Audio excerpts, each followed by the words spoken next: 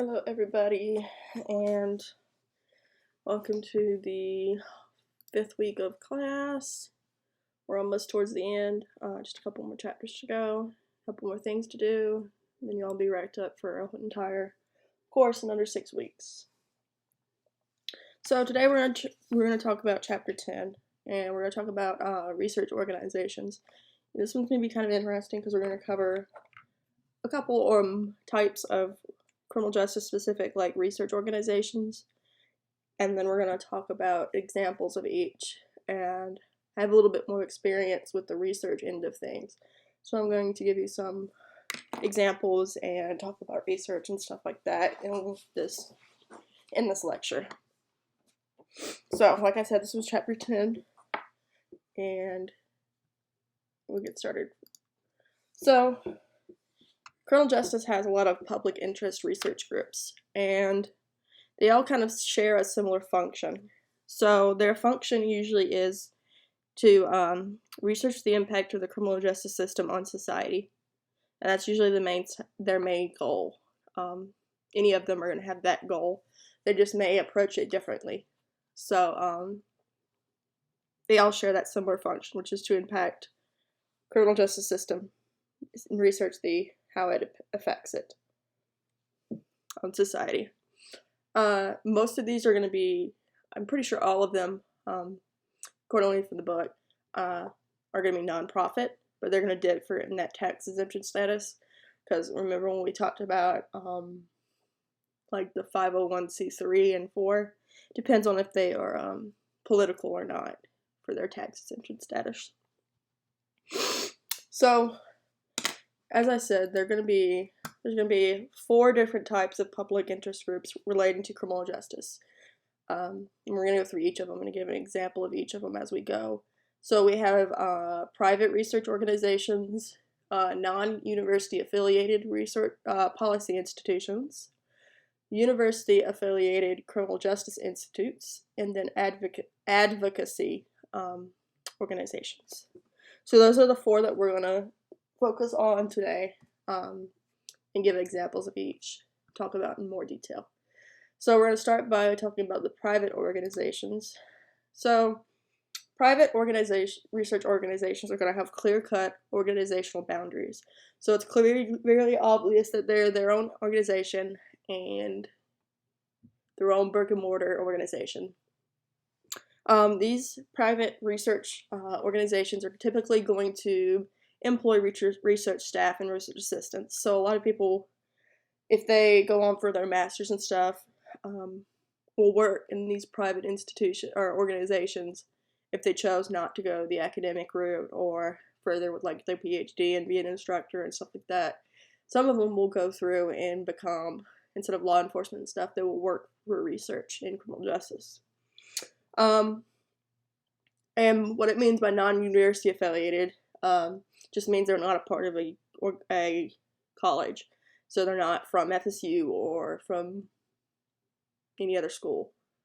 So these are going to be, the private research organizations are going to tend to be a group to serve another group or another organization. This is usually because they're funding them. So if another organization is funding them, then they kind of have influence on what they research. So instead of focusing on a general area of criminal justice, they're going to focus on the entire thing or whatever that parent organization is telling them to focus on because they fund them. So money is a big thing for the private ones because it's how they get their funding. So whatever the funding tells them to do, the organization that funds them tells them to do, that's what they got to do. So our example for private research is going to be the Urban Institute. And you may have heard about the Urban Institute before, but they are located out of DC. And a couple of the professors in the department and stuff like that are also have worked at the Urban Institute or worked in conjunction with them and stuff like that. So it's a pretty well-known example of a private research institution. So the Urban Institute has a bunch of different sub-policy centers within its main focus. If you go online to their website, I thought about pulling up each website and showing you, but that would be a lot of technical things within a video that I would have to figure out how to do. So we're not going to do that. But if you want to look at them as I'm talking about them or on your free time, I encourage you to do so to see the differences and see which they focus on, because it's kind of interesting to look at, because you can get involved with these because they're still criminal justice related. So that being said, we're going to continue talking about the Urban Institute. So it has all these different centers and policy institutes, and one of them is the Justice Policy Center, and that one seeks to improve justice policy and criminal justice policies. So after looking at the website and some of my own knowledge, they have performed some pretty substantial research for like prison reentry. So once they're released from prison and into the cities, there's been some good research out from them about in that area. They also told that they work with political leaders and policymakers in order to improve the public safety. And they also tell policymakers and political leaders and educate them on how to use their resources more appropriately. So criminal justice generally has pretty scarce resources, so it's a good idea to for the Urban Institute to tell them how to use those and how to apply them in a smarter, more efficient manner. So that is the Urban Institute as an example of private research organizations. Little fun fact, I almost, in between my master's and my PhD, I applied here, but I didn't make it past application stuff. So, which is fine, because now I am an instructor and working on my PhD and doing things that I'm enjoying. So it's all well and good. So next we're going to talk about is going to be the non-university policy affiliated, or non-university affiliated policy. These titles are huge. So these are going to be those that are not affiliated with a certain school, but they are policy institutes that stand alone. Generally, these are going to be focused on a particular area of the criminal justice system. And what that means is there might be one that focuses on prisoner reentry, corrections, policing, court system. So they focus, instead of focusing on the entire criminal justice system, they tend to focus on that one little sector. Sometimes these policy institutes are affiliated with other professional associations. So like we talked about in the last lecture with associations, they could be attached to those. And that's okay, because they wouldn't be a non-university. They wouldn't be a university affiliated one. So as it seems, pretty much every sector of the criminal justice system, so the courts, the policing, all of that, has its own organization that kind of does research for it. There's pretty much one established for everything, as I saw. So no part of the criminal justice system is lacking a non-university affiliated policy institute. So that's what that generally is. And our example for that one is going to be the Pretrial Justice Institute. And I actually didn't know about this one until I read our chapter and started prepping our lectures, and I did more research on them. Again, I encourage you to take a look at the websites on your own time, just to see how they differ and how they're similar in each of these types. It's not required or anything, but it's kind of interesting to look at. So the Pretrial Justice Institute focuses on pretrial practices, so stuff that happens before you get to the trial, like bail. Their homepage featured a lot of stuff about bail and stuff like that. So they provide, their mission statement said that they provide and try to advance research on effective and fair pretrial justice practices for both juvenile and adults, which is interesting because they look at juveniles too, which is probably a good thing. It's really a good thing. So they also say that they support reform initiatives, which would be to reform different parts of the pretrial justice area. So that would be our example for the non-university affiliated. So we're going to go into our third little area, and this one I know the most about because we have one here. So, university-affiliated criminal justice institutes. So, these are research and policy centers that are affiliated with a school. So, FSU has one. There's other schools in Florida who have some. The Book Mission Chicago as well. So they're affiliated with schools. So these can differ a lot. They can differ on the research area and as like the level of analysis. So some are just going to look for like certain. They may be interested in certain areas, while others may look at the entire system as a whole. And more importantly, they may differ on the analysis aspect. Whereas one institute may focus just on victimization or offenders or something small, while and just local or state level, while others might look at it at the national or even global scale. So the scale may be different between them. And importantly, the research that academics do in the educational system, so research that I published or other professors publish, provide research for the entire system. So we're kind of like the workhorses who perform research for the criminal justice system as a whole. So we're going to talk about our one example for the University affiliated example, and that is going to be FSU. Now, if you didn't know already, FSU has its own policy institute.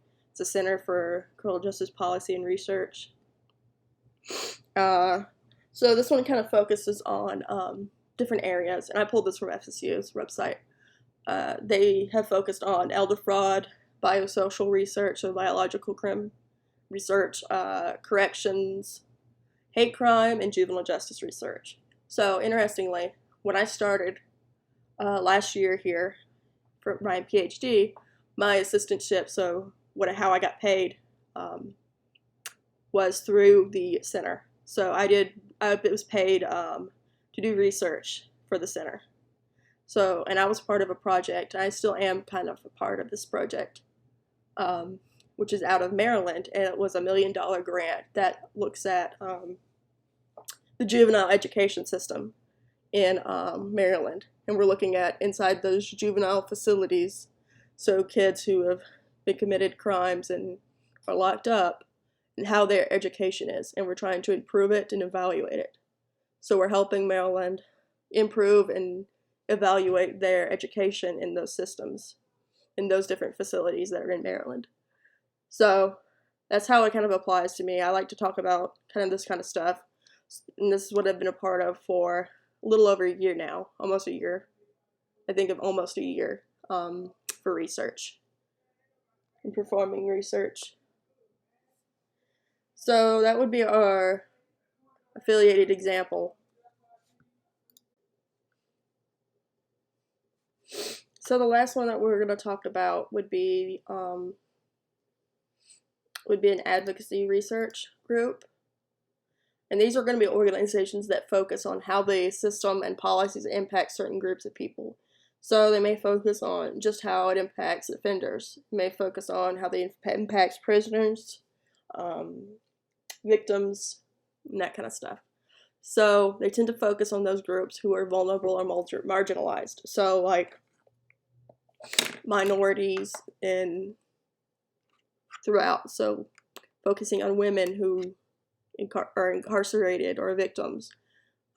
They could focus on those who are with substance abuse issues, mental health issues, and that kind of stuff. And they advocate for them, which is part of that, the name for advocacy. So that's what an advocacy group tends to do. And our example for this is going to be the Drug Policy Alliance. And I also didn't know much about this one. I've heard of it before, but didn't know a ton about it. So I did a little bit more research into it so we can integrate it into our lecture today. So they promote policies that focus on compassion, health, science, and human rights. They have a big focus on criminal justice reform for drug offenses. So partially with like the drug criminalization, the war on drugs. They look at the war on drugs, decriminalization, so decriminalizing marijuana, and stuff like that, and trafficking, drug trafficking and stuff like that. That's kind of stuff that they would be a part of. So that would be an example of the advocacy. So we've covered the 4 types, and we're also going to talk about our guy, C. Wright Mills, and you've probably heard of him. He was one of the sociology gods, and we're going to talk about what he thought about research organizations. He discussed that the transition of how organizations became interested into policy. So they used to not be so interested in policy and legal stuff, but after several decades they have been more and more, and there's been a push to be focused on the political and the policy level. So he was mostly kind of concerned about the influence that organizations may have had on the political arena. So he was kind of concerned, and rightfully concerned,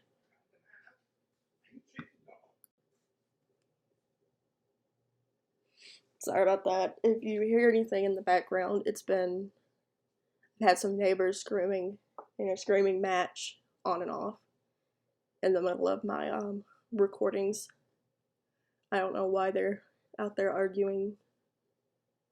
It's really kind of frustrating when I'm mid-sentence and mid-thought and I hear screaming profanities and stuff when I'm trying to record. But anyways, we're going to finish wrapping up with C. Wright Mills. And like I said, he was rightly concerned about the influence that organizations may have had on the politics. So, what was I trying to go with here? So if an organization had a sway over political agendas, they could inject resources and money to sway policymakers to put out policy that that could directly benefit them. So there could be some coercion and corruption and swaying going on. And he also suggested that by looking at the board of directors in each organization, we could probably see how they are able to dominate policy and if they are doing so. And just looking into the history of some of the people on that board of directors of a corporation, you can see if they have any ties directly to organizations and policy and political aims. So that about wraps this up for today. This was a pretty short chapter and lecture. So the next chapter is going to be on social movements, which is particularly salient right now, considering everything that's going on lately. It's been an interesting year, that's for sure. So we're going to go over that next, in next chapter. So, as always, I'm going to give you a quick recap of what we talked about today. Just to go over a couple things. So we first talked about public interest groups, and we talked about that they are nonprofits and they all share a similar function. We also talked about the 4 types of interest groups, which included private research organizations, non-university affiliated policy institutions, university affiliated criminal justice institutes, and then advocacy organizations. And we also looked at different examples of each of these, which included like the Prechild Justice Institute, Urban Institute. We talked about FSU's Policy Institute that they have, and how I've been working with them when I started here. We also talked about advocacy groups such as like the Drug Policy Alliance and the War on Drugs. And then we wrapped up by talking about C. Wright Mills and some of his thoughts on public interest groups and stuff like that, especially in the criminal justice area. So that pretty much does it for today's lecture. Like I said, the next chapter is social movements, and it should be rather interesting and particularly relevant currently. So look forward to that, and let me know if you have any questions. Feel free to email me and reach out.